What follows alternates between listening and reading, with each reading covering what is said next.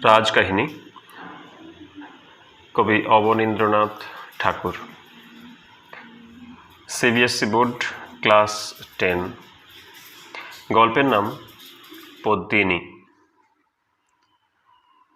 বাপাদিত্যের সময় মুসলমানেরা ভারতবর্ষে প্রথম পদার্পণ করেন। তারপর থেকে সূর্যবংশের অনেক রাজা অনেকবার চিতোরের সিংহাসনে বসেছেন। রাজ সিংহাসন নিয়ে কত ভাইয়ে ভাইয়ে বিচ্ছেদ, কত মহামহা যুদ্ধ, কত রক্তপাত, কত অশ্রুপাতই হয়ে গেছে। কিন্তু এত রাজা, এত যুদ্ধ বিগ্রহের মধ্যে কেবল জনকতক রাজার নাম আর গুটিকতক যুদ্ধের কথা সমস্ত রাজপুতের প্রাণে এখনো সোনার অক্ষরে লেখা রয়েছে। তার মধ্যে একজন হচ্ছেন মহারাজ খুমান, যিনি 24 বার মুসলমানের হাত থেকে চিতোরকে রক্ষা করেছিলেন, যিনি আরব্য উপন্যাসের সেই বগদাদের খালিফ হারুন আল রশিদের ছেলে আল মামুনকে চিতোরের রাজপ্রাসাদে অনেক দিন বন্দি রেখেছিলেন। আশীর্বাদ করতে হলে এখনও যার নাম করে রাজপুতেরা বলে, খুমান তোমায় রক্ষা করুন। আরেকজন রাজা মহারাজ সমর সিংহ, যেমন বীর তেমনি ধার্মিক।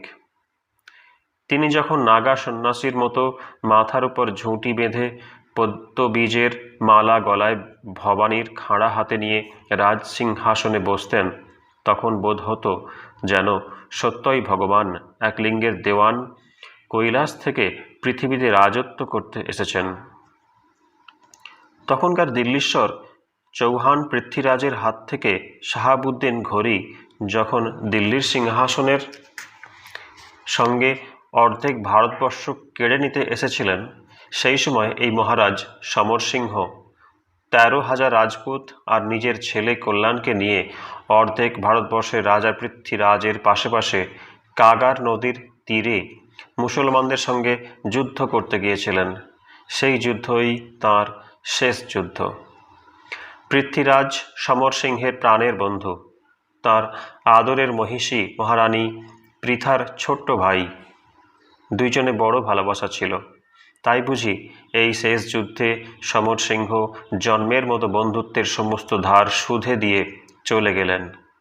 যখন যুদ্ধের দিনে প্রলয়ের ঝড় বৃষ্টির মাঝে পৃথ্বীরাজের লক্ষ লক্ষ হাতি ঘোড়া সৈন্য সামন্ত ছিন্ন ভিন্ন ছারখার হয়ে গেল, যখন জয়ের আর কোনো আশা নেই, প্রাণের মায়া কাটাতে না পেরে যখন প্রায় সমস্ত রাজাই পৃথ্বীরাজকে বিপদের মাঝে রেখে একে একে নিজের নিজের রাজত্বের মুখে পালিয়ে চললেন, তখন একমাত্র সমর সিংহ স্ত্রী পুত্র পরিবার রাজ মুকুট রাজ সিংহাসন তুচ্ছ করে প্রাণের বন্ধু পৃথ্বীরাজের জন্য মুসলমানদের সঙ্গে ঘোর যুদ্ধে প্রাণ দিলেন।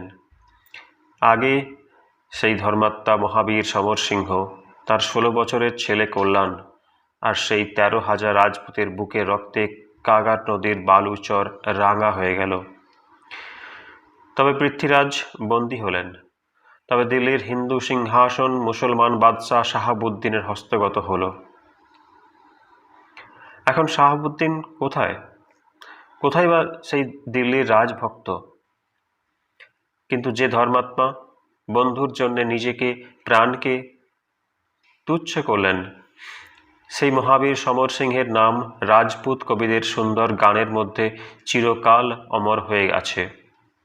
এখনও রাজপুতানায় সেই গান গেয়ে কত লোক রাস্তায় রাস্তায় ভিক্ষা করে। সমর সিংহের পর থেকে প্রায় 100 বৎসর কেটে গেছে। চিতোরের রাজ সিংহাসনে তখন রানা লক্ষণ সিংহ আর দিল্লিতে পাঠান বাদশাহ আলাউদ্দিন। সেই সময় একদিন রানা লক্ষণ সিংহের কাকা ভীম সিংহ সিংহল দ্বীপের রাজকুমারী পদ্মিনীকে বিয়ে করে সমুদ্র পাড় থেকে চিতোরে ফিরে এলেন। পদ্মের সৌরভ যেমন সমস্ত সরোবর প্রফুল্ল করে ক্রমে দিক দিগন্তে ছড়িয়ে যায়, তেমনি কমলালয়া লক্ষ্মীর সমান সুন্দরী সেই পদ্মমুখী রাজপুত রানী পদ্মিনীর রূপের মহিমা গুণের গরিমা দিনে দিনে সমস্ত ভারতবর্ষ আমোদ করলে। কি দিন দুঃখীর সামান্য কুটির, কি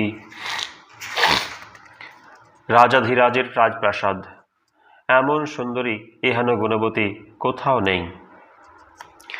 এই আশ্চর্য সুন্দরী পদ্মিনীকে নিয়ে ভীমসিংহ যখন চিতরের এক ধারে সাদা পাথরে বাঁধানো সরোবরের মধ্যস্থলে রাজ অন্তপুরের শীতল কোঠায় সুখে দিন কাটাচ্ছিলেন, সেই সময় একদিন দিল্লিতে তখনকার পাঠান বাদশাহ আলাউদ্দিন খাস মহলের ছাদে গজদন্তের খাটিয়ায় বসে বসন্তের হাওয়া খাচ্ছিলেন। আকাশে চাঁদ উঠেছিল। পাশে শরবতের পেয়ালা হাতে পিয়ারি বেগম বসেছিলেন। পায়ের কাছে বেগমের এক নতুন বাঁদি সারাঙ্গীর সুরে গজল গাইছিল। বাদশাহ হঠাৎ বলে উঠলেন, কি ছাই আরবি গজল, হিন্দুস্তানের গান গাও। তখন পিয়ারি বেগমের নতুন বাঁদি নতুন করে সারাঙ্গি বেঁধে নতুন সুরে গাইতে লাগলো, হিন্দুস্থানে এক ফুল ফুটেছিল, তার দোসর নেই, জুড়ি নেই, সে কি ফুল, সে কি ফুল, আহা সে যে পদ্ম ফুল, সে যে পদ্ম ফুল, চারিদিকে নীল জল, মাঝে সেই পদ্ম ফুল। দেবতারা সে ফুলের দিকে চেয়েছিল, মানুষে সে ফুলের দিকে চেয়েছিল, চারদিকে অপার সিন্ধু তরঙ্গ ভঙ্গে গর্জন করছিল। কার সাধ্য সমুদ্র পার হয়, কার সাধ্য সে রাজার বাগিচায় সে ফুল তোলে, সে রাজার ভয়ে দেবতারাও কম্পমান।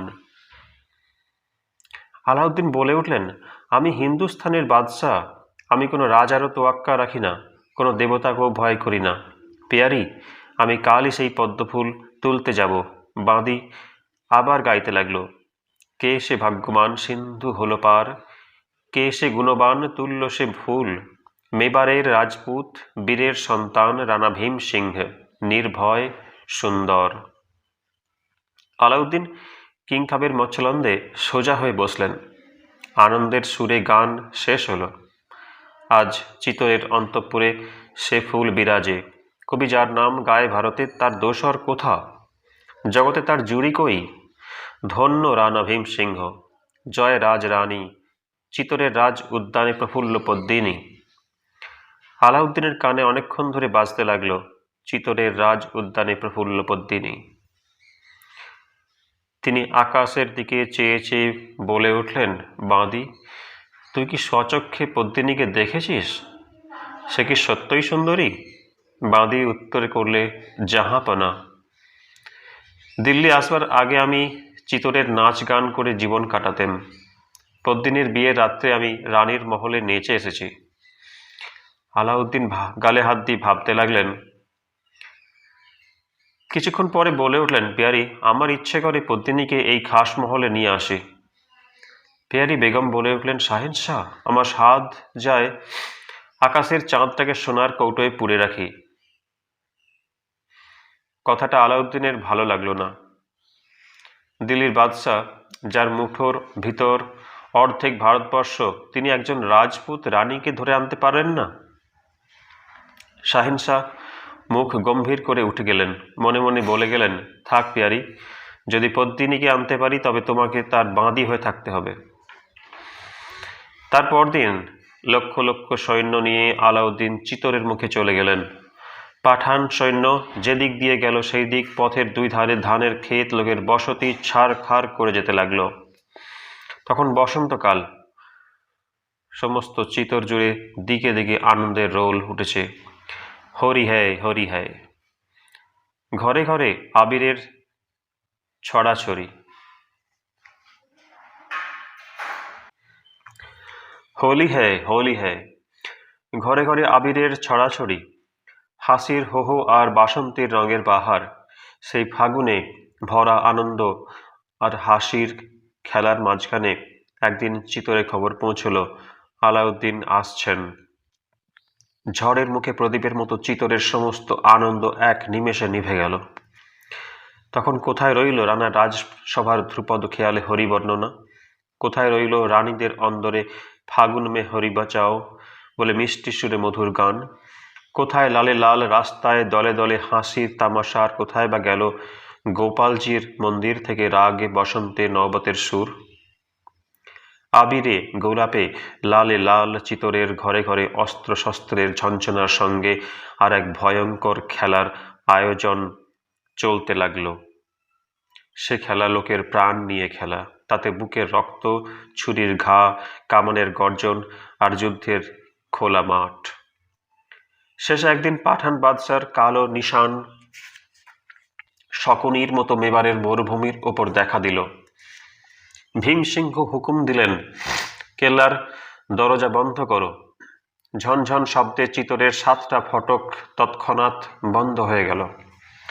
আলাউদ্দিন ভেবেছিলেন যাব আর পদ্মিনীকে কেড়ে আনবো, কিন্তু এসে দেখলেন বুকের পাঁজর প্রাণের চারিদিক যেমন ঢেকে রাখে, তেমনি রাজপুতের তলোয়ার পদ্মিনীর চারিদিকে দিবারাত্রি ঘিরে রয়েছে।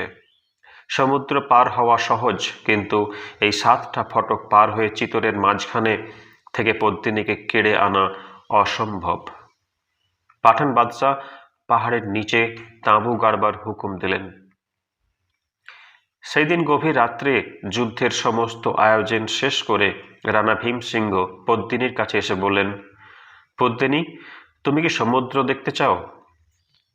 যেমন অনন্ত নীল সমুদ্রের ধারে তোমাদের রাজপ্রাসাদ ছিল, তেমনি সমুদ্র। পদ্মিনী বললেন, তামাশা রাখো, তোমাদের এই মরুভূমির দেশে আবার সমুদ্র পেলে কোথা থেকে? ভীমসিংহ পদ্মিনীর হাত ধরে কেল্লার ছাদে উঠলেন। অন্ধকার আকাশ, চন্দ্র নেই, তারা নেই। পদ্মিনী দেখলেন সেই অন্ধকার আকাশের নিচে আর একখানা কালো অন্ধকার কেল্লার সম্মুখ থেকে মরুভূমির উপর পর্যন্ত জুড়ে রয়েছে। পদ্মিনী বলে উঠলেন, রানা, এখানে সমুদ্র ছিল? আমি তো জানি না। মাগো, সাদা সাদা কে ঢেউ উঠছে দেখো। ভীমসিংহ হেসে বললেন, পদ্মিনী, এ যে সে সমুদ্র নয়, এ পাঠান বাদশার চতুরঙ্গ সৈন্যবল। ওই দেখো, তরঙ্গের পর তরঙ্গের মতো শিবির শ্রেণী, জলের কল্লোলের মতো ওই শোনো সৈন্যের কোলাহল। আজ আমার মনে হচ্ছে সেই নীল সমুদ্র, যার বুকের মাঝ থেকে আমি একটি সোনার পদ্মফুল এর মতো তোমায় ছিঁড়ে এনেছি, সেই সমুদ্র যেন আজ এই চতুরঙ্গিনী মূর্তি ধরে তোমাকে আমার কাছ থেকে কেড়ে নিতে এসেছে। কেমন করে যে এই বিপদ সাগর পার হব ভাবছি। ভীমসিংহ আরো বলতে যাচ্ছিলেন, হঠাৎ একটা কালো পেঁচা চিৎকার করে মাথার উপর দিয়ে উড়ে গেল। তার উপর প্রকাণ্ড দুখানা কালো ডানার ঠান্ডা বাতাস অন্ধকার ছাদে রানা রানীর মুখের উপর কার যেন দুখানা ঠান্ডা হাতের মতো বুলিয়ে গেল। পদ্মিনী চমকে উঠে রানার হাত ধরে নেমে গেলেন। সমস্ত রাত ধরে তারা বলতে লাগলো, এ কি অলক্ষণ, এ কি অলক্ষণ। তারপর দিন পূবের আকাশে ভোরের আলো সবেমাত্র দেখা দিয়েছে। এমন সময় একজন রাজপুত সওয়ার পাঠান শিবিরে উপস্থিত হলো। বাদশাহ আলাউদ্দিন তখন রূপোর খুরশিতে বসে তসবিহ দানা জপ করছিলেন। খবর হলো রানা লক্ষণ সিংয়ের দূত হাজির। বাদশাহ হুকুম দিলেন, হাজির হোনে কো কহো। রানার দূত 3 বার কুর্নিশ করে বাদশাহর সামনে দাঁড়িয়ে বললেন, রানা জানতে চান বাদশার সঙ্গে তার কিসের বিবাদ যে আজ এত সৈন্য নিয়ে চিতোর উপস্থিত হলেন। আলাউদ্দিন উত্তর করলেন, রানার সঙ্গে আমার কোনো শত্রুতা নেই। আমি রানার খুড়ো ভীম সিংহের কাছে পদ্মিনীকে ভিক্ষা চাইতে এসেছি। আমি তাকে পেলেই দেশে ফিরব। দূত উত্তর করলে, শাহেনশাহ, আপনি রাজপুত জাতকে চেনেন না, সেই জন্য এমন কথা বলছেন। রানার কথা ছেড়ে দিন, আমরা দুঃখী রাজপুত, আমরাও প্রাণ দিতে পারি, তবু মান খোয়াতে পারি না। আপনি রানীর আশা পরিত্যাগ করুন। বরং শাহেনশাহর যদি অন্য কিছু নেবার থাকে তবে আলাউদ্দিনের দূতের কথায় বাধা দিয়ে বললেন, হিন্দুস্তানের বাদশার এক কথা, হয় পদ্মিনী নয় যুদ্ধ। রানার দূত পিছু হটে 3 বার কুর্নিশ করে বিদায় হলো। সেই দিন সন্ধ্যাবেলা চিতোরের রাজসভায় সমস্ত রাজপুত সর্দার একত্র হলেন। কি করে চিতোরকে মুসলমানের হাত থেকে রক্ষা করা যায়। রাজস্থানের রাজমুকুটের সমান চিতোর।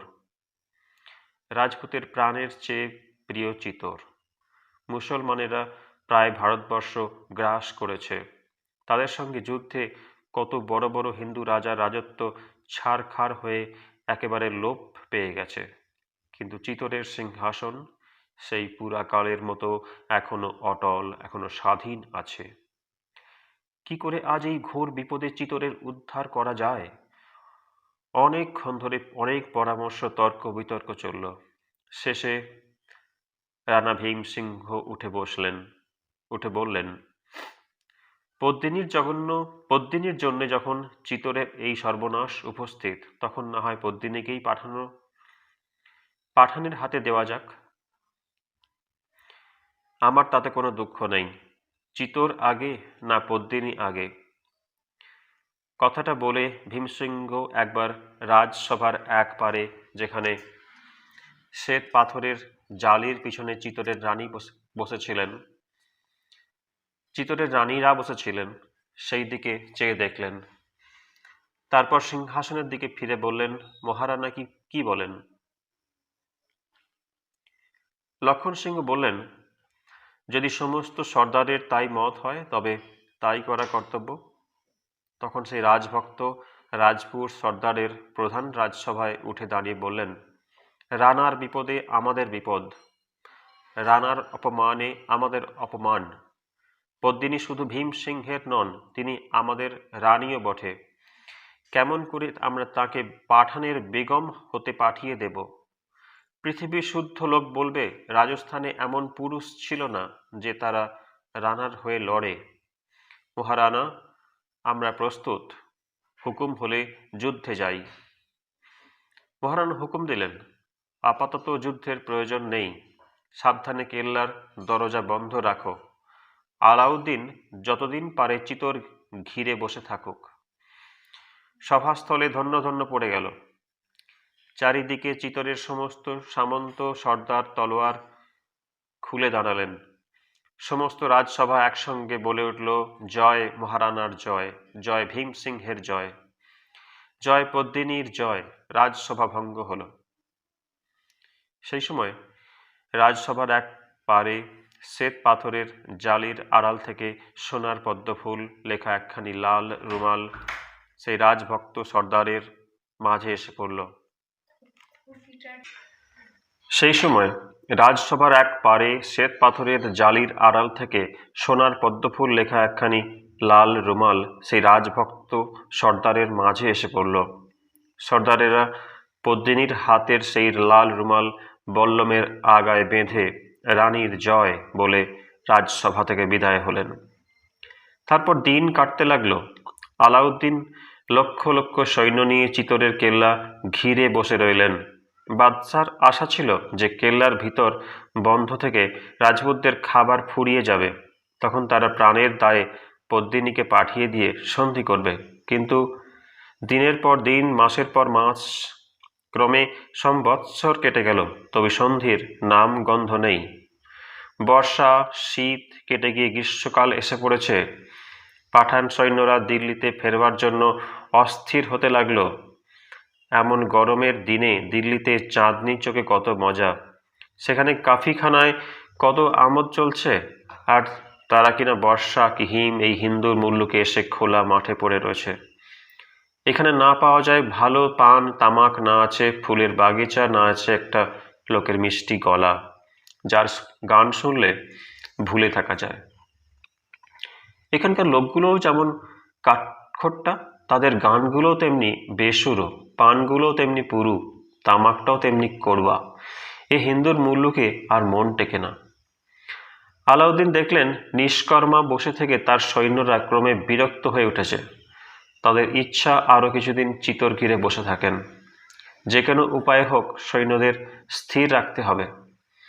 বাদশাহ তখন এক এক দিনে এক এক দল সৈন্য নিয়ে শিকার করে বেড়াতে লাগলেন। সেই সময় একদিন শিকার শেষে আলাউদ্দিন শিবিরে ফিরে আসছেন। একদিকে সবুজ জনারের ক্ষেত সন্ধ্যার অন্ধকারে কাজলের মতো নীল হয়ে এসেছে, আর একদিকে পাহাড়ের উপর চিতরের কেল্লা মেঘের মতো দেখা যাচ্ছে, মাঝে সুড়ি পথ। সেই পথে প্রথমে শিকারি পাঠানোর দল বড় বড় হরিণ ঘাড়ে গাইতে গাইতে চলেছে। তারপর বড় বড় আমির ওমররা কেউ হাতির পিঠে কেউ ঘোড়ায় চড়ে চলেছেন। সবশেষে বাদশাহ আলাউদ্দিন, এক হাতে ঘোড়ার লাগাম আর হাতে সোনার জিঞ্জির বাঁধা প্রকাণ্ড একটা শিকারী পাখি। বাদশাহ ভাবতে ভাবতে চলেছেন, এতদিন হয়ে গেল তবু তো চিতরের দখল হলো না। সৈন্যরা দিল্লি ফেরবার জন্য ব্যস্ত, আর কতদিন তাদের ভুলিয়ে রাখা যায়? যে পদ্মিনীর জন্য এত সৈন্য নিয়ে এত কষ্ট সয়ে বিদেশে এলেন, সেই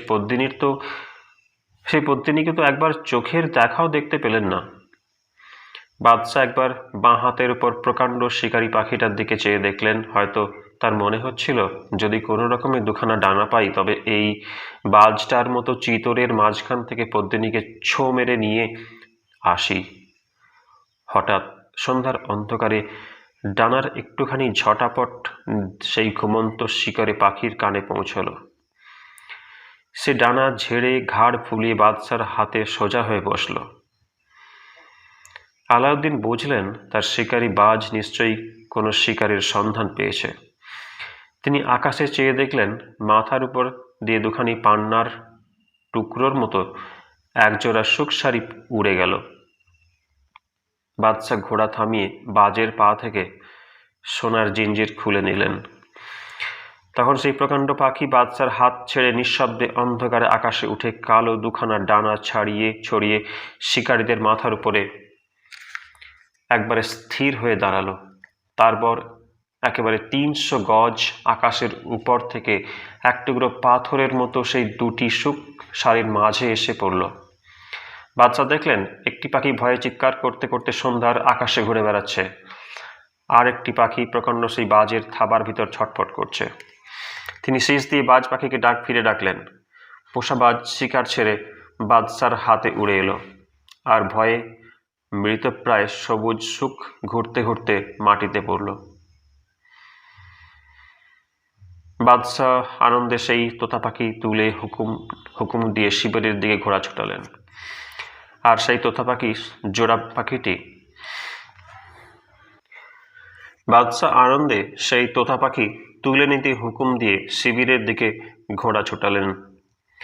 আর সেই তোতা পাখির জোড়া পাখিটি প্রথমে করুণ সুরে ডাকতে ডাকতে সেই শিকারীদের সঙ্গে সঙ্গে সন্ধ্যার আকাশ দিয়ে অনেকক্ষণ ধরে উড়ে চলল। শেষে ক্রমে ক্রমে আস্তে আস্তে ভয়ে ভয়ে যে ওমরাহের হাতে একটি ছোট্ট খাঁচায় ডানা ভাঙা তার সঙ্গী তোতা ছটপট করছিল, সেই খাঁচার উপর নির্ভয়ে এসে বসল। ওমরাহ আশ্চর্য হয়ে বলে উঠলেন, কি আশ্চর্য সাহস! তোতার বিপদ দেখে তুতিও এসে আপনি ধরা দিয়েছে। আলাউদ্দিন তখন পদ্মিনীর কথা ভাবতে ভাবতে চলছিলেন।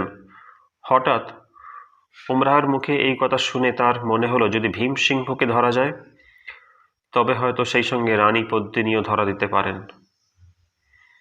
বাদশাহ শিবিরে এসে সমস্ত রাত্রি ভীমসিংহকে বন্দি করবার ফন্দি আঁটতে লাগলেন। দু একদিন পরেই রানার সঙ্গে কথাবার্তা স্থির হলো যে আলাউদ্দিন সমস্ত পাঠান সৈন্য নিয়ে বিনা যুদ্ধে দিল্লিতে ফিরে যাবেন।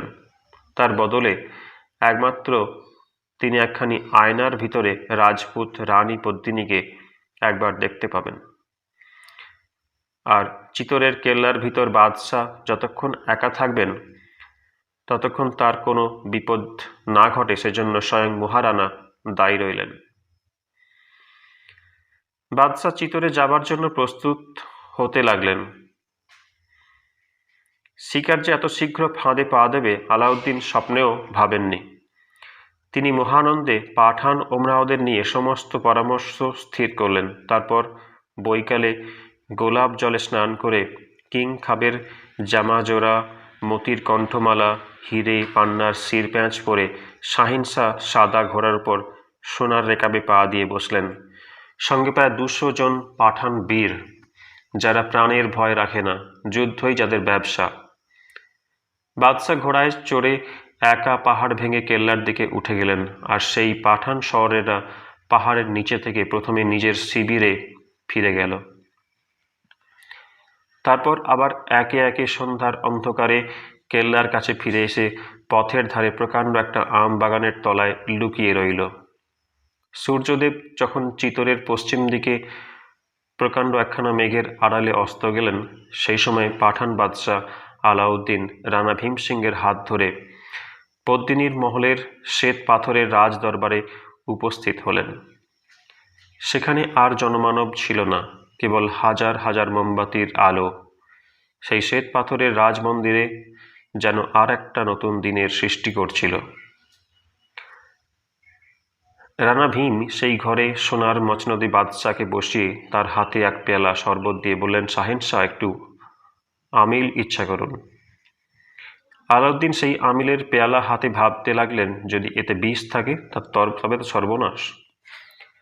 রাজপুতের মেয়েরা শুনেছি শত্রুর হাতে অপমান হবার ভয়ে অনেক সময় এইরকম আমিলকে প্রাণ দিয়েছে। বাদশাহ পেয়ালা হাতে ইতস্তত করতে লাগলেন। রানা ভীম আলাউদ্দিনের মনের ভাব বুঝে একটু হেসে বললেন, শাহেনশাহ, বিষের ভয় করবেন না।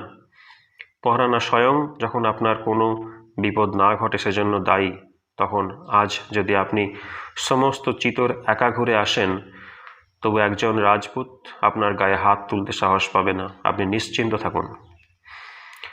অতিথিকে আমরা দেবতার মতো মনে করি।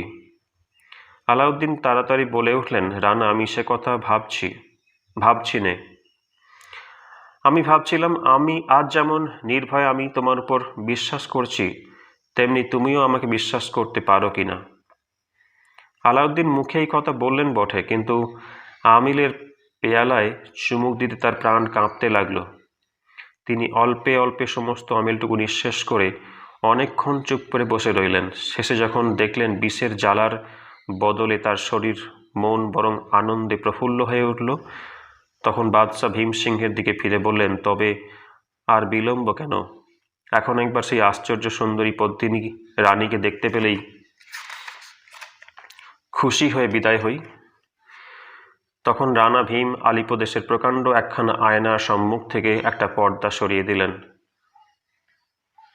কাকচক্ষু জলের মতো নির্মল সেই আয়নার ভিতর পদ্মিনী রূপের ছটা হাজার হাজার বাতির আলো যেন আলোময় করে প্রকাশ হলো। বাদশাহ দেখতে লাগলেন, সে কি কালো চোখ, সে কি সুটান ভুরু, পদ্মের মৃণালের মতো কোমল দুখানি হাত, বাঁকা মল পরা সুন্দর দুখানি রাঙা পা, ধানি রঙের পেশোয়াজি মুক্তোর ফুল, গোলাপি ওড়নার সোনার পার, পান্নার চুড়ি, নীলার আংটি, হীরের চিক। বাদশাহ আশ্চর্য হয়ে ভাবলেন, এ কি মানুষ না পরী? আলাউদ্দিন আর স্থির থাকতে পারলেন না। তিনি মচনদ ছেড়ে সেই প্রকাণ্ড আয়নার ভিতর ছায়া পদ্মিনীকে ধরবার জন্য দুহাত বাড়িয়ে ছুটে চললেন।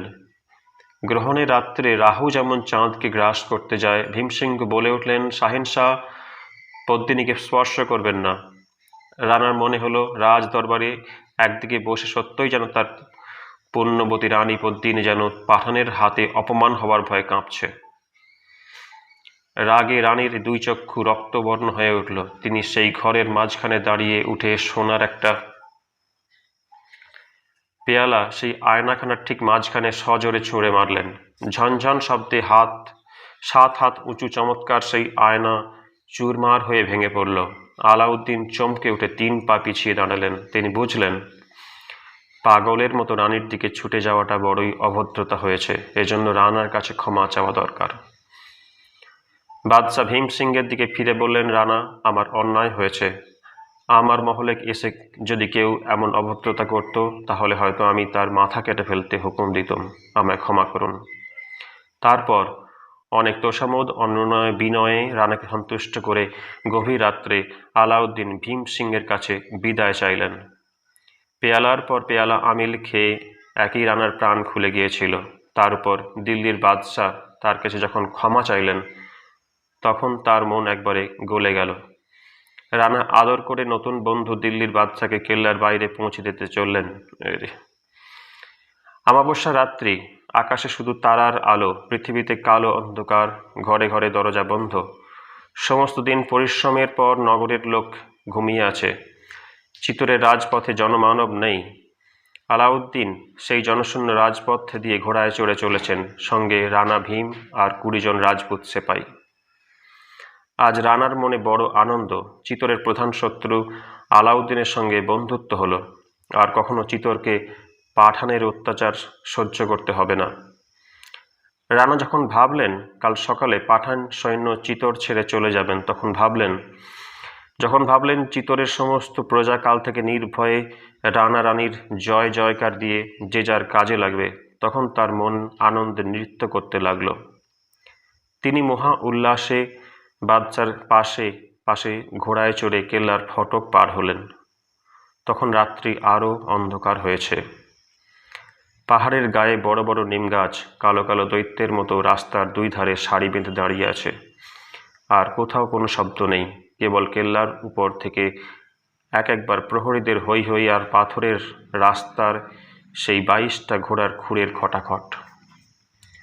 আলাউদ্দিন ভীমসিংহকে নিয়ে কথায় কথায় ক্রমে ক্রমে পাহাড়ের নিচের এলেন। সেখানে একদিকে জোনারের ক্ষেত, আরেকদিকে আম বাগান, মাঝে মেঠো রাস্তা। এই রাস্তার দুই ধারে প্রায় 200 পাঠান আলাউদ্দিনের হুকুম মতো চুকিয়েছিল। ভীমসিংহ যেমন এখানে এলেন, অমনি হঠাৎ করে চারিদিক থেকে পাঠান সৈন্য তাকে ঘিরে ফেলল। তারপর সেই অন্ধকার রাত্রে শত শত শত্রুর মাঝে 20 জন মাত্র রাজপুত তাদের রানাকে উদ্ধার করবার জন্য প্রাণপণে যুঝতে লাগলো, কিন্তু বৃথা। বাজ পাখি যেমন ছো মেরে শিকার নিয়ে যায়, তেমনি পাঠান আলাউদ্দিন রাজপুতদের মাঝখান থেকে তাদের রানা ভীমকে বন্দি করে নিয়ে গেলেন। 20 জনের মধ্যে 5 জন রাজপুত চিতরে ফিরল। প্রতিপদের সকালবেলায় সমস্ত চিতর রাষ্ট্র হল ভীমসিংহ বন্দী হয়েছেন, পদ্মিনীকে না দিয়ে তার মুক্তি নেই। আলাউদ্দিন যখন শিবিরে পৌঁছলেন তখন রাত্রি 2:30 প্রহর। তিনি ভীমসিংহকে সাবধানে বন্ধ রাখতে হুকুম দিয়ে নিজের কানাতে বিশ্রাম করতে গেলেন। আজ তাঁর দৃঢ় বিশ্বাস হলো যে রানা যখন ধরা পড়েছেন তখন পদ্মিনী আর কোথায় যায়। হিন্দুর মেয়ে স্বামীর জন্য প্রাণ দিতে পারে, বাদশার বেগম হতে কি রাজি হবে না? পদ্মিনীকে না পেলে রানাকে কিছুতেই ছাড়া হবে না। আলাউদ্দিন মনে মনে এই প্রতিজ্ঞা করে সোনার খাটিয়ায় দুধের মতো ফেনার মতো ধপধপে বিছানায় শুয়ে হিন্দু রানী পদ্মিনীর কথা ভাবতে ভাবতে শেষ রাত্রে ঘুমিয়ে পড়লেন। সকাল হলে বাদশাহ মনে মনে ভাবলেন, এইবার পদ্মিনী আসছেন। সকাল গিয়ে দুপুর কেটে সন্ধ্যা হলো, পদ্মিনী এলেন না। দিনের পর দিন, রাতের পর রাত চলে গেল, তবু পদ্মিনীর দেখা নেই। বাদশাহ অস্থির হয়ে উঠলেন। তার মনে হতে লাগলো, এ ভীমসিংহ কি আসলে ভীমসিংহ নয়? আমি ভুল করে কি সামান্য কোনো সর্দারকে বন্দি করে এনেছি?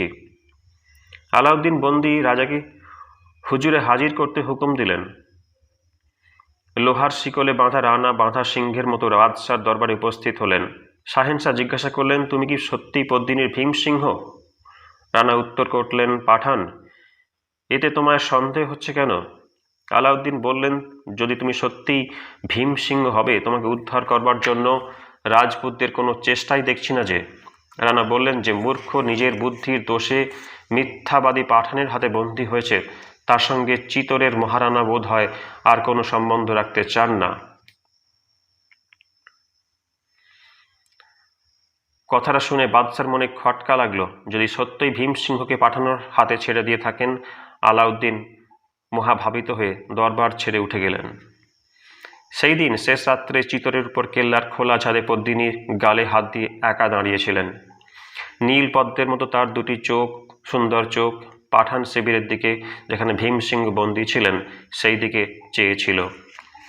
আকাশ তখনও পরিষ্কার হয়নি। পূর্ব দিকে সূর্যের আলো সোনার তারের মতো দেখা দিয়েছে।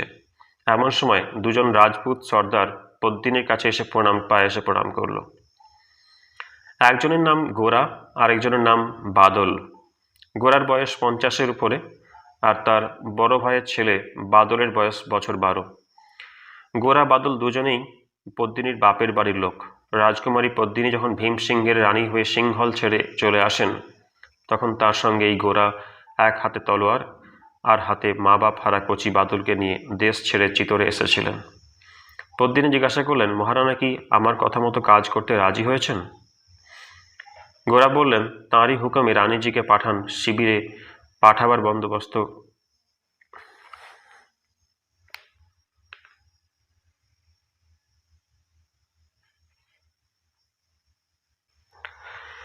সেই দিন শেষ রাত্রে চিতরের উপরে কেল্লার খোলা ছাদে পদ্মিনী গালে হাত দিয়ে একা দাঁড়িয়েছিলেন।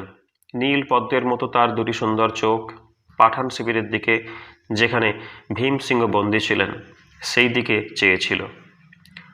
আকাশ তখনও পরিষ্কার হয়নি। পূর্ব দিকের সূর্যের আলো সোনার তারের মতো দেখা দিয়েছে। এমন সময় দুজন রাজপুত সর্দার পদ্মিনীর পায়ে এসে প্রণাম করলেন। একজনের নাম গোরা আর একজনের নাম বাদল। গোরার বয়স 50-এর উপর, আর তার বড় ভাইয়ের ছেলে বাদলের বয়স বছর 12।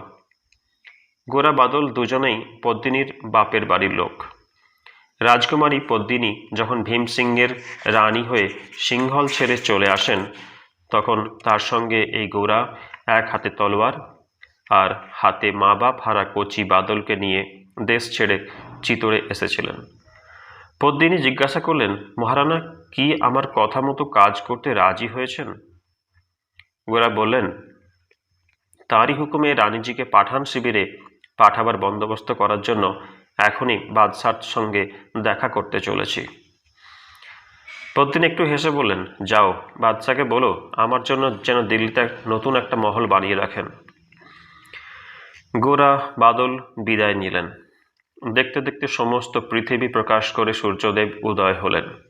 পদ্মিনী দেখলেন আলাউদ্দিনের লাল রেশমের প্রকাণ্ড শিবির সকালবেলার সূর্যের আলোয় ক্রমে ক্রমে রক্তময় হয়ে উঠল। তিনি বাদশাহের সেই কানাতের দিকে চেয়ে চেয়ে বলে উঠলেন, ধূর্ত পাঠান, তোতে আমাদের আজ যুদ্ধ আরম্ভ হলো, দেখি কার কত দূর ক্ষমতা। সেদিন শুক্রবার, মুসলমানদের জুম্মা। আলাউদ্দিন ফাজিরের নামাজ করে দরবারে বসেছেন।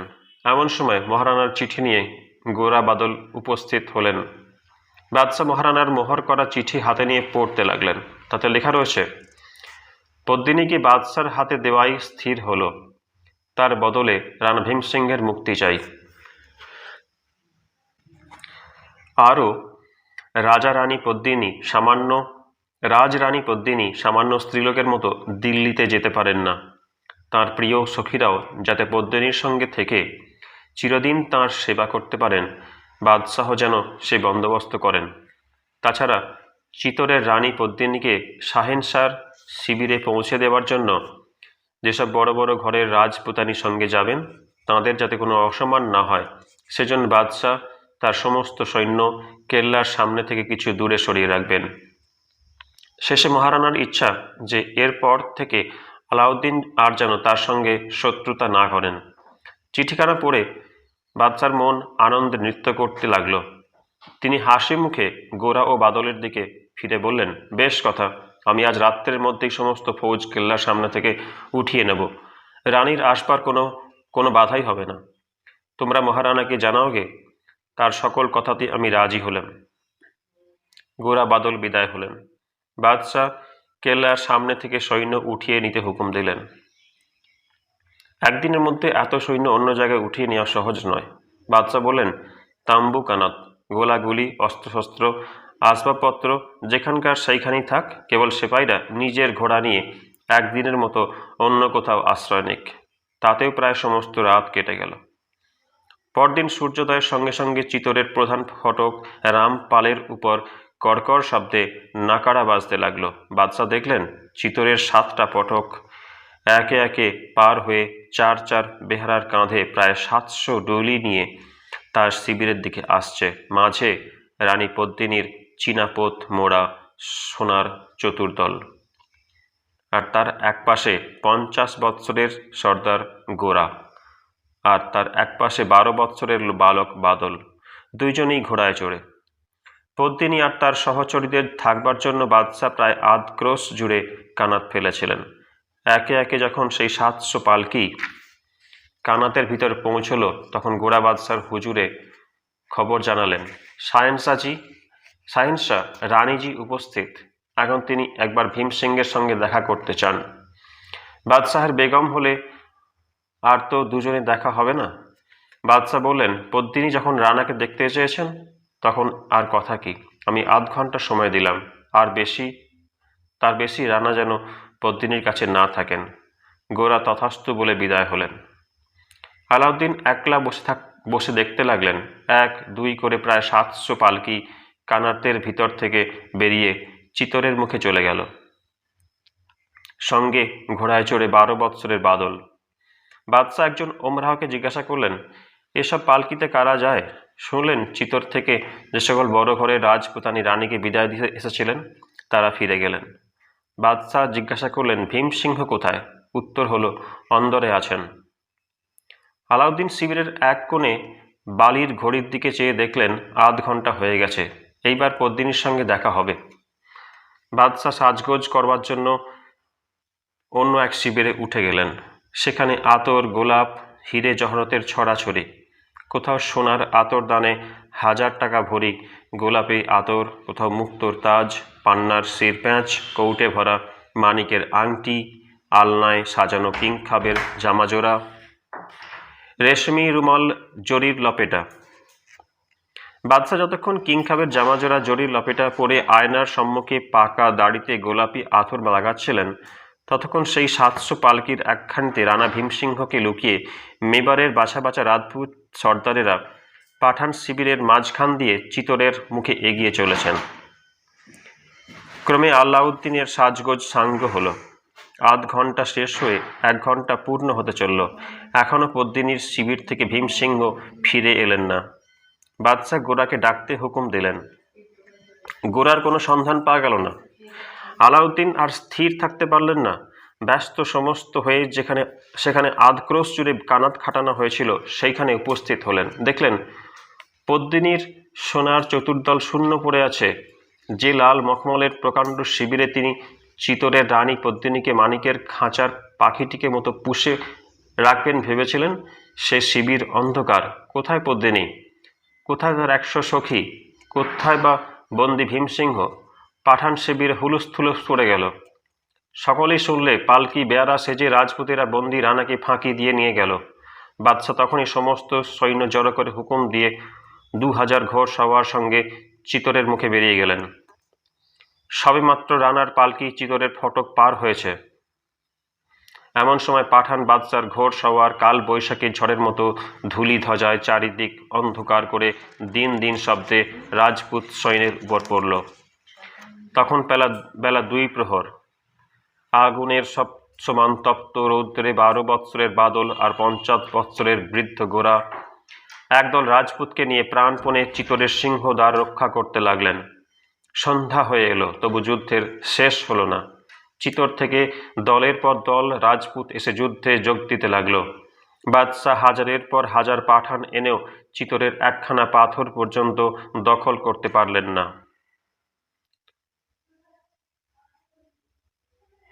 শেষে যে ভীমসিংহকে তিনি কাল রাত্রে লোহার শৃঙ্খলে বন্ধ রেখেছিলেন, সেই ভীমসিংহ যখন হাতির পিঠে যুদ্ধক্ষেত্রে উপস্থিত হলেন, তখন পাঠান বাদশার আশা ভরসা নির্মূল হল। সন্ধ্যার অন্ধকারে অর্ধেক ভারতবর্ষের সম্রাট আলাউদ্দিন চিতরের সম্মুখ থেকে ঘোড়া ফিরিয়ে শিবিরে ফিরে গেলেন। জয় জয় রবে চিতর নগর পরিপূর্ণ হল।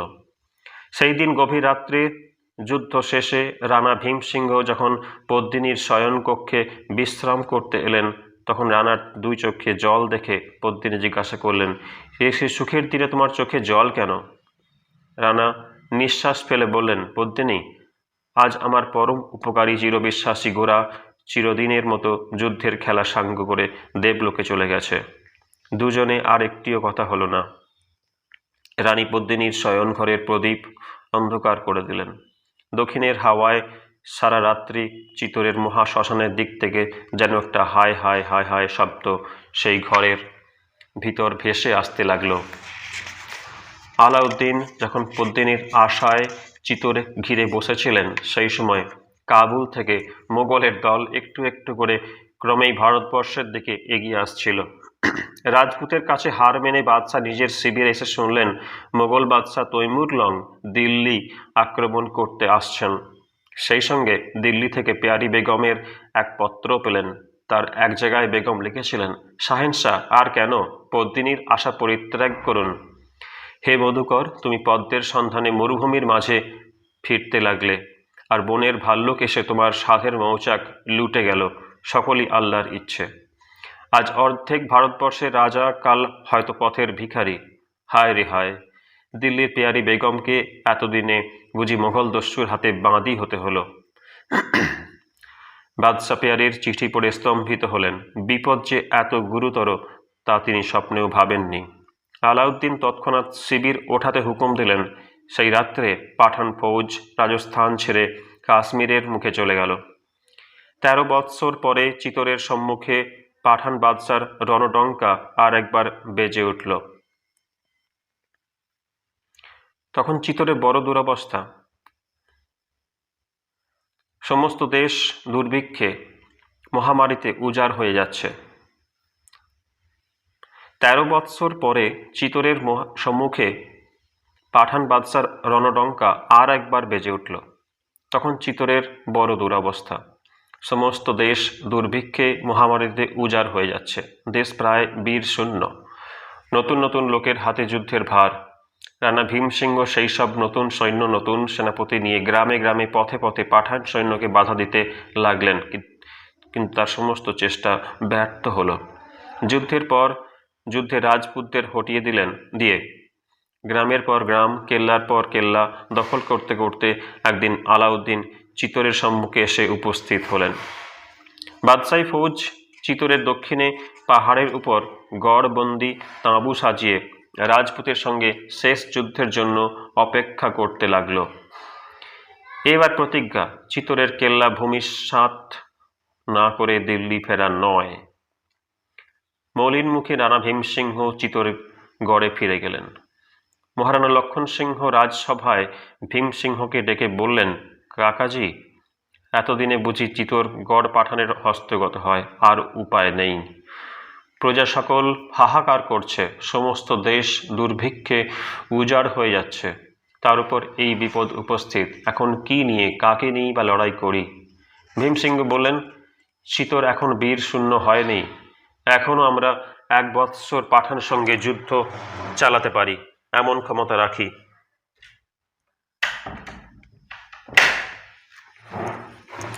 লক্ষণ সিংহ ঘাড় নাড়লেন। কাকাজি, আর যুদ্ধ বৃথা। আমি বেশ বুঝতে পারছি পাঠানের সঙ্গে সন্ধি না করলে আর রক্ষা নেই। তবে কেন এই দুর্ভিক্ষের দিনে সমস্ত দেশ জুড়ে যুদ্ধের আগুন জ্বালাই? সমস্ত প্রজা আমার মুখের দিকে চেয়ে আছে। আমার ক্ষতিতে রাজ্যে যদি শান্তি আসে, যদি আগুন নিভে যায়, তবে পাঠানের সঙ্গে সন্ধি করায় ক্ষতি কি? না হয় কিছুকাল পাঠান বাদশার একজন তালুকদার হয়েই কাটালাম। ভীমসিংহের 2 চক্ষে জল পড়তে লাগলো। তিনি মহারানার 2টি হাত ধরে বললেন, হায় লক্ষ্মণ, মনে বেশ বুঝেছি আর উপায় নেই। তবু আমার একটি অনুরোধ আছে। 2 বৎসর বয়সে যখন তোর মা মারা গেলেন, বাপ গেলেন, তখন আমি তোকে ছেলের মতো বুকে টেনে নিয়েছিলাম।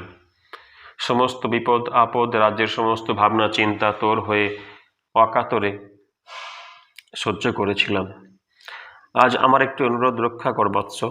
7 দিন সময় দে। আমি এই শেষবার চিতোর উদ্ধারের চেষ্টা করে দেখি। এই 7 দিন যেন পাঠানের সঙ্গে সন্ধি না হয়। এই 7 দিন যেন আমার হুকুমে, মহারানার হুকুম জেনে সকলে মান্না করে। লক্ষণ সিং বললেন, তথাস্তু। সেই দিন থেকে ভীমসিংহের হুকুম মতো একজন রাজপুত সর্দার পাঠানের সঙ্গে যুদ্ধে যেতে লাগলেন। প্রতিদিন খবর আসতে লাগলো, আজ অমুক রাজকুমার যুদ্ধে প্রাণ দিলেন, আজ অমুক সামন্ত বন্দী হলেন।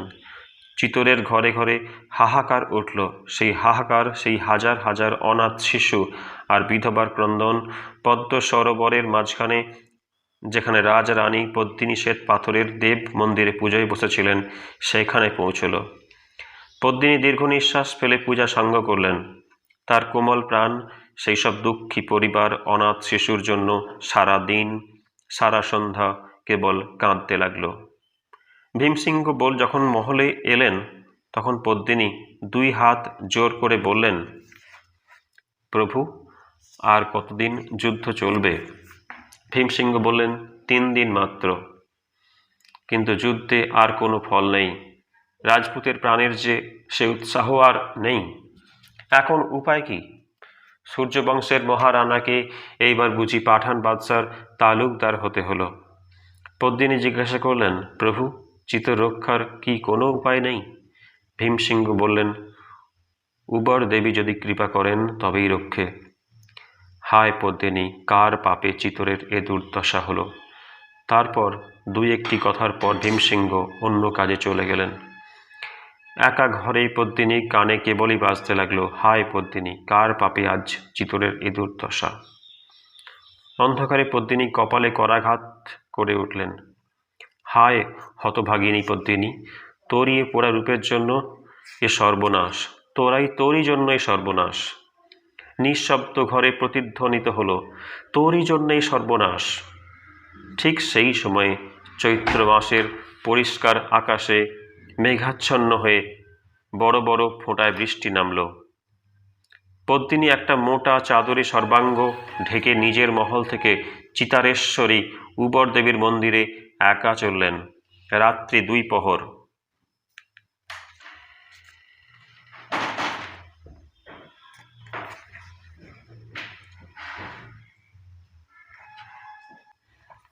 রাত্রি 2 প্রহর। উবর দেবীর মন্দিরে সমস্ত আলো নিভে গেছে, কেবল একটি মাত্র প্রদীপের আলো। সেই আলোয় বসে দেবী ভৈরবী রাজা রানী পদ্মিনীকে বললেন, মহারানী, আমি আবার বলি, তুমি যে কাজ করতে যাচ্ছ তার শেষ হচ্ছে মৃত্যু। দেবী রত্ন অলঙ্কার একবার অঙ্গে পড়লে আর নিস্তার নেই। 6 মাসের মধ্যে জীবন্ত অবস্থায় জ্বলন্ত আগুনে দগ্ধ হতে হবে। পদ্মিনী বললেন, হে মাতাজি, আশীর্বাদ করুন, যে রূপসীর জন্য রাজস্থানে আজ এ আগুন জ্বলছে তার সেই পোড়া রূপ জ্বলন্ত আগুনেই ভস্ম হোক। ভৈরবী বললেন, তবে তাই হোক বৎসে, আমি আশীর্বাদ করি, যে চিতরের জন্য তুমি নিজের প্রাণ তুচ্ছ করলে সেই চিতরে তোমার নাম চিরদিন যেন অমর থাকে। যে মহাসতীর অরত্ন অলঙ্কার আজ তুমি পড়তে চললে সেই মহাসতী মরণান্তে তোমায় যেন চরণে রাখেন। রানী পদ্মিনী ভৈরবীর হাত থেকে একটি চন্দন কাঠের কৌটোয় উবর দেবীর সমস্ত রত্ন অলঙ্কার নিয়ে বিদায় হলেন। সেই দিন রাত্রে প্রায় 2:30 প্রহরে চিতরের রাজপ্রাসাদে একটুখানি সাড়া শব্দ ছিল না। মহারানা নির্জনে ঘরে একা ছিলেন। যখন তার সমস্ত প্রজা পাঠানের সঙ্গে সন্ধি হবে, দেশে শান্তি আসবে মনে করে নিশ্চিন্ত হয়ে মনে ঘুমিয়েছিল, সেই সময়ে সমস্ত মেবারের রাজা ভগবান একলিঙ্গের দেওয়ান মহারানা লক্ষণ সিংহের চোখে ঘুম ছিল না। হায় অদৃষ্ট, কাল সন্ধির সঙ্গে সঙ্গে চিতর ছেড়ে যেতে হবে, এ জীবনে আর হয়তো ফেরা হবে না। রাজ্য, সম্পদ, মান, মর্যাদা, আত্মীয় স্বজন সব ছেড়ে কোনো দূর দেশে সামান্য বেশে নির্বাসনে যেতে হবে। মহারানা দীর্ঘ নিঃশ্বাস ফেলে চারিদিকে চেয়ে দেখলেন, ঘরের এক কোণে সোনার দীপদানে একটি মাত্র প্রদীপ জ্বলছিল। প্রকাণ্ড ঘরের আর সমস্তটা অন্ধকার। খিলানের পর খিলান, থামের পর থামের সারি অন্ধকার থেকে গাঢ় অন্ধকারে মিশে গেছে। একটি মাত্র প্রদীপের আলোয় নিঃশব্দ সেই প্রকাণ্ড ঘর আরও যেন অন্ধকার বোধ হতে লাগল। মহারানা অন্তঃপুরে যাবার জন্য উঠে দাঁড়ালেন। হঠাৎ পায়ের তলায় মেঝে পাথরগুলো যেন একবার কেঁপে উঠল। তারপর মহারানা অনেকখানি ফুলের গন্ধ আর অনেক নুপুরের ঝিনঝিন শব্দ পেলেন। কারা যেন অন্ধকারে ঘুরে বেড়াচ্ছে। মহারানা বলে উঠলেন, কে তোরা, কি চাস? চারিদিক দেওয়ালের ভিতর থেকে, ছাদের উপর থেকে, পায়ের নিচে থেকে শব্দ উঠল, मैं ভুখা হুঁ। লক্ষণ সিংহ বললেন, আহ, এত রাত্রে চিতরের রাজপ্রাসাদে উপবাসে কে জাগে? আবার শব্দ উঠল, मैं ভুখা হুঁ। তারপর গাঢ় ঘুমের মাঝখানে স্বপ্ন যেমন ফুটে ওঠে, তেমনি সেই শয়ন ঘরের অন্ধকারে এক অপরূপ দেবী মূর্তি ধীরে ধীরে উঠল। মহারানা বলে উঠলেন, কে তুমি, দেবতা না দানব? আমায় ছলনা করছো? লক্ষণ সিংহ দীপদান থেকে সোনার প্রদীপ উঠিয়ে ধরলেন।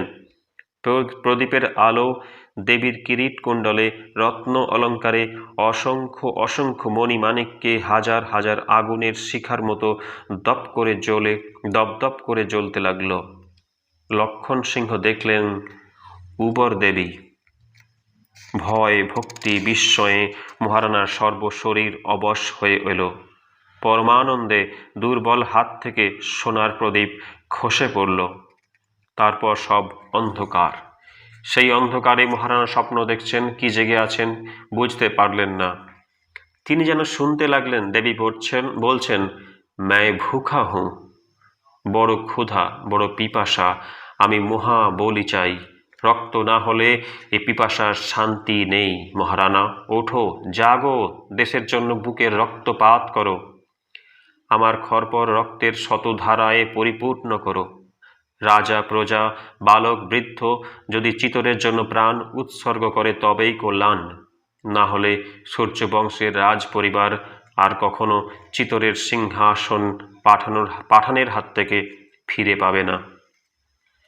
পর্বতের গুহায় প্রতিধ্বনি যেমন ঘুরতে থাকে, তেমনি সেই প্রকাণ্ড ঘরে দেবীর শেষ কথা অনেকক্ষণ ধরে গম গম করতে লাগলো। রাত্রি শেষ হয়ে গেল। উষাকালে সোনার আলো আর শীতল বাতাসের মাঝখানে চিতরেশ্বরী কোথায় অন্তর্ধান করলেন।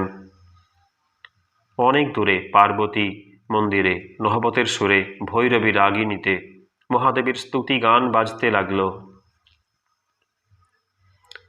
প্রত্যুষে রাজ দরবারে মহারানা লক্ষণ সিংহ যখন রাত্রের ঘটনা আর দেবীর আদেশ সকলের সম্মুখে প্রকাশ করলেন, তখন সকলে বিস্মিত হলো বটে, কিন্তু অনেকেই সে কথা বিশ্বাস করলে না। যাদের হৃদয়ে বিশ্বাস অটল, ভক্তি অচলা ছিল, যারা চিতরের জন্য প্রাণ দিতে প্রস্তুত, তারা উৎসাহে উন্মত্ত হয়ে উঠল। আর যাদের প্রাণ নিরুৎসাহ, মন দুর্বল, যারা প্রার্থনের সঙ্গে সন্ধি হলে সুখ স্বাচ্ছন্দ্যে দিন কাটাবে ভেবেছিল, তারা ম্রিয়মাণ হয়ে পড়ল। কিন্তু সেই রাত্রে মহারানার আদেশে মেবারের ছোট বড় সামন্ত সর্দারেরা যখন দেবীর নিজের মুখের আদেশ শোনবার জন্য অন্তঃপুরে সেই ঘরে একত্র হলেন, যখন দ্বিপ্রহরের স্তব্ধ রাজপুরে হাজার হাজার রাজপুত বীরের চোখের সম্মুখে আবার সেই দেবী মূর্তি मैं भूखा हूँ বলে প্রকাশ করলেন, তখন আর কারো মনে কোনো সন্দেহ রইল না। সকলের মন থেকে সমস্ত অবিশ্বাস, সকল দুর্বলতা নিমেষের মধ্যে দূর হলো। আগুনের তেজে অন্ধকার যেমন দূর হয়ে যায়, সকলেই বীরত্বের নেশায় উন্মত্ত হয়ে উঠল। কেবল রানা ভীমসিংহ যেন সেই দেবী মূর্তির ভিতরে পদ্মিনীকে দেখে মনে মনে তোলাপাড়া করতে লাগলেন, এ কি দেবী না পদ্মিনী, পদ্মিনী না দেবী। তারপর মহাবলীর উদ্যোগ হলো। মহারানা লক্ষণ সিংহ তার 12টি রাজপুত্রের মধ্যে সর্বপ্রধান সবচেয়ে বড় রাজকুমার যুবরাজ অরি সিংহের মাথায় চিতরের রাজমুকুট দিয়ে বললেন, হে ভাগ্যবান, দেবীর আদেশ শিরোধার্য করো, পাঠান যুদ্ধে অগ্রসর হও। আজ তুমি সমস্ত মেবারের মহারানা, এই সমস্ত সামন্ত সর্দার তোমারই প্রজা বলে জানবে। আজ থেকে তোমারই হাতে যুদ্ধের ভার। জয় হলে তোমার পুরস্কার ইহলোকে চিতরের রাজ সিংহাসন, আর যুদ্ধে প্রাণ গেলে তার ফল পরলোকে মহাদেবীর অভয়চরণ। বৃদ্ধ রানা লক্ষণ সিংহ অরি সিংহকে সিংহাসন ছেড়ে দিয়ে নিচে দাঁড়ালেন। নতুন রানার মাথায় চিতরের কিরিট শোভা পেতে লাগল। চারিদিকে রব উঠল, জয় মহাদেবীর জয়, জয় অরি সিংহের জয়। লক্ষণ সিংহ বলতে লাগলেন, সর্দারগণ, আমার আর একটি শেষ কর্তব্য আছে। সে কর্তব্য দেবীর কাছে নয়, চিতরের কাছে নয়, আমার পিতামহ স্বর্গীয় মহারানাদের কাছে। এই মহাসমরে মেবারের রাজবংশ একেবারে নির্মূল না হয়, পরলোকে পিতৃপুরুষেরা যাতে জল গণ্ডূষ পান, রাজস্থানে বাপ্পার বংশ যুগে যুগে যাতে অমর থাকে, সেই জন্য আমার ইচ্ছা অজয় সিংহ নিজের স্ত্রী পুত্র নিয়ে কৈলোরের নির্জন দুর্গে চলে যান। অজয় সিংহ মহারানার সম্মুখে জোর হাত করে বললেন, পিতা, আমার 11 ভাই চিতরের জন্য যুদ্ধে প্রাণ দেবে, আর আমি কিনা স্ত্রীলোকের মতো শিশু সন্তান মানুষ করবার জন্য বসে থাকব? আমি কি এতই দুর্বল, এমনি অক্ষম? লক্ষণ সিংহ বললেন, বৎস, হতাশ হইও না। যে মহৎ কাজের ভার তোমায় দিলাম, চিতরের যে কোনো রাজপুত সে ভার পেলে নিজেকে ধন্য বোধ করত। হয়তো আমাদের রক্তপাতে চিতর উদ্ধার হবে না, হয়তো তোমাকেও চিতরের জন্য প্রাণপণ করতে হবে।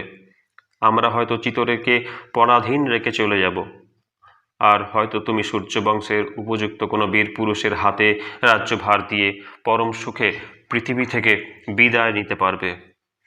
মনে রেখো, চিতরের জন্য প্রাণ দেবার যে সুখ, চিতর পুনরুদ্ধারের সুখ তার শতগুণ।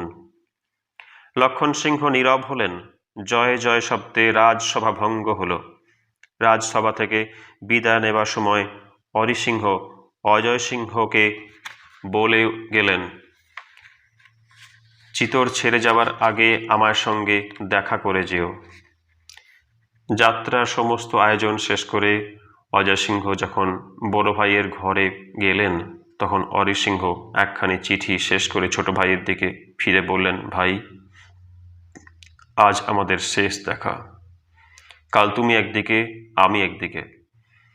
এই শেষ দিনে তোমায় একটি কাজের ভার দিচ্ছি। অরিসিংহ চামড়ায় মোড়া একটি ছোট্ট থলি আর সেই চিঠিখানি অজয় সিংহের হাতে দিয়ে বললেন, অজয়, এই দুটি যত্ন করে রেখো। যদি আমি যুদ্ধ থেকে ফিরে আসি তবে আবার চেয়ে নেব, নয়তো তুমি খুলে দেখো আমার শেষ ইচ্ছা কি। তারপর অজয় সিংহকে আলিঙ্গন করে অরিসিংহ বললেন, চলো ভাই, মায়ের কাছে বিদায় হই। সেই দিন শেষ রাত্রে যখন রাজ অন্তপুর থেকে দুই রাজপুত্র দুই দিকে বিদায় হয়ে গেলেন, তখন 12 ছেলের মা জননী চিতরের মহারানী দীর্ঘ নিঃশ্বাস ফেলে মাটির উপর লুটিয়ে পড়লেন। তার সমস্ত শরীর পাষাণের মতো স্থির হয়ে গেল। কেবল সজল দুটি কাতর চোখে সেই দিকে একদৃষ্টি চেয়ে রইল। যেদিক দিয়ে রাজকুমার চলে গেলেন সেই দিকে। মহারানা বলতে লাগলেন, প্রিয়ে, স্থির হও, ধৈর্য ধরো, বুক বাঁধো, মহাকালের কঠোর বিধান নত শিরে শান্ত মনে বহন করো। তারপর রণ রণ শব্দে রাজপুতের রণডঙ্কা দিক দিগন্ত কাঁপিয়ে বাজতে লাগল। যুবরাজ অরিসিংহ যুদ্ধযাত্রা করলেন। সেই দিন থেকে 1 মাস কেটে গেল।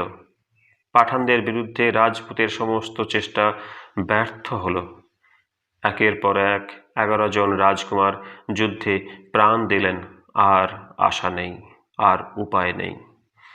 কিন্তু তবু রাজপুতের বীর হৃদয় এখনো অটল রইল। চিতরের শেষ 2 বীর লক্ষণ সিংহ আর ভীম সিংহ যুদ্ধের জন্য প্রস্তুত হতে লাগলেন।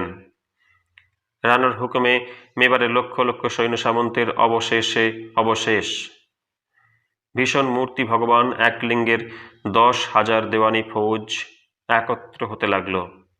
তাদের এক হাতে শূল, এক হাতে কুঠার, 2 কানে শাঁখের কুণ্ডল, মাথায় কালো ঝুঁটি, গলায় রুদ্রাক্ষের মালা, গায়ে বাঘছালের অঙ্গ রাখা, পিঠে একটা করে প্রকাণ্ড ঢাল।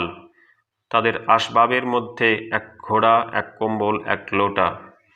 পৃথিবীতে আপনার বলবার আর কিছুই ছিল না।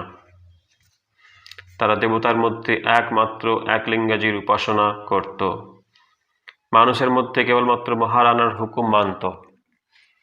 সমর সিংহ এই ফৌজের সৃষ্টিকর্তা। ছোটখাটো যুদ্ধে এদের কেউই দেখতে পেত না। কেবল মাঝে মাঝে ঘোর দুর্দিনে, যখন চারিদিকে শত্রু, চারিদিকে বিপদ ঘনিয়ে আসত, যখন বিধর্মীর হাতে অপমান হবার ভয়ে দেশের যত সুন্দরী কি কুমারী, কি বিধবা, কি 10 বছরের কচি মেয়ে, কি 16 বছরের পূর্ণ যুবতী চিতার আগুনে রূপ যৌবন ছাই করে দিয়ে চিতরেশ্বরীর সম্মুখে জীবনের শেষ ব্রত, জহর ব্রত উদযাপন করত। যখন আর কোনো আশা, কোনো উপায় নেই, সেই সময় হতাশ রাজপুতের শেষ উৎসাহের মতো দুর্দান্ত এই দেওয়ানি ফৌজ চিতরের কেল্লায় দেখা দিত।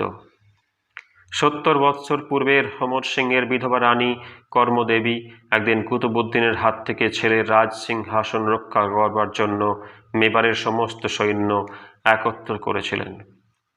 সেই দিন একবার দেওয়ানি ফৌজের ডাক পড়েছিল।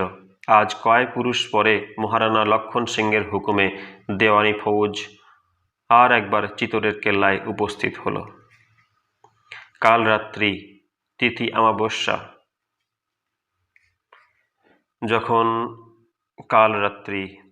অমাবস্যা। যখন জগৎ সংসার গ্রাস করছিল, মাথার উপর থেকে চন্দ্র সূর্য যখন লুপ্ত হয়েছিল, সেই সময় চিতোরের মহাশ্মশানের মধ্যস্থলে চিতোরেশ্বরীর মন্দিরে 12,000 রাজপুত সুন্দরীর জহরব্রত আরম্ভ হল। মন্দিরের ঠিক সম্মুখে অন্ধকার ঘরে একটা সুরঙ্গের উপর দাঁড়িয়ে রাজস্থানের প্রথম সুন্দরী রানী পদ্মিনী অগ্নিদেবের স্তব আরম্ভ করলেন।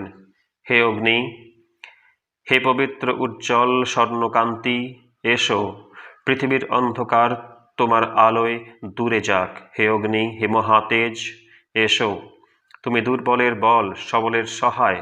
হে দেবতা, হে ভয়ঙ্কর, আমাদের ভয় দূর করো, সন্তাপ নাশ করো, আশ্রয় দাও, লজ্জা নিবারণ করো, দুঃখ বিনাশন, বহ্নিশিকা, তুমি জীবনের শেষ গতি, বন্ধনের মহামুক্তি।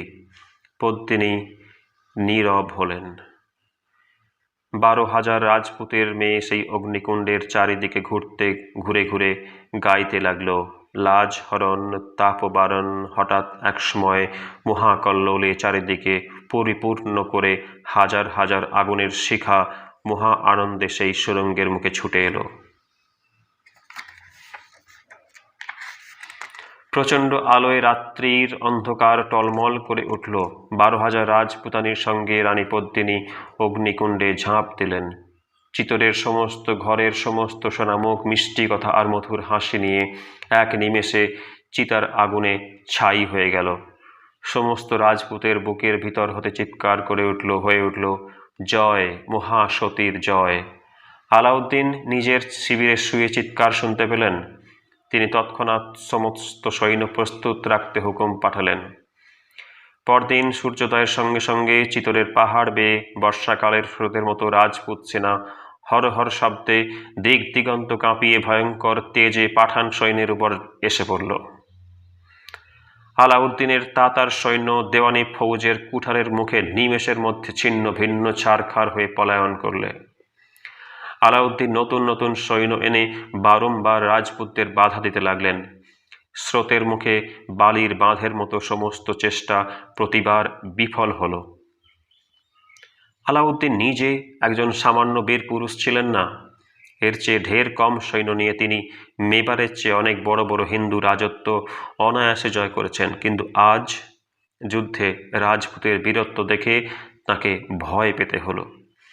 12 বার তিনি সৈন্য সাজিয়ে রাজপুতদের বাধা দিলেন।